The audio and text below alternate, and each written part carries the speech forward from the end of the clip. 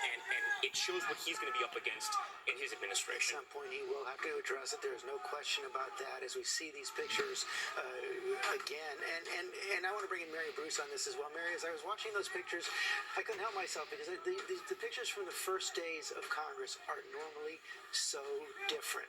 Republicans and Democrats on the floor together with their families, their children, and their grandchildren. Today, guns drawn.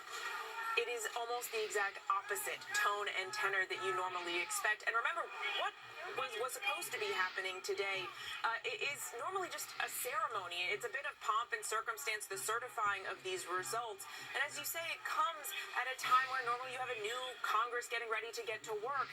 It's a completely opposite night and day image. And I mean, it's so surreal. The fact that you are seeing these images from the floor, breaking windows, taking over the steps like that. The Confederate flag, as Tom mentions. We've seen images of protesters, and, we should point out that that's probably not the word we should be using.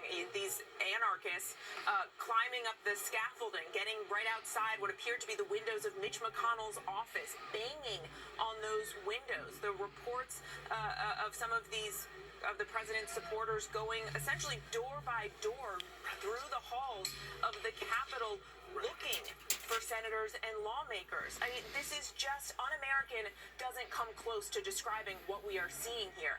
And those calls are continuing to grow from Republicans and Democrats saying the president has got to stop this. You've seen the vice president now coming out and doing just that.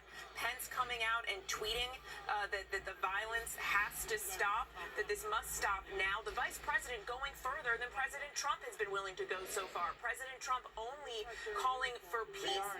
Republicans say that's not enough.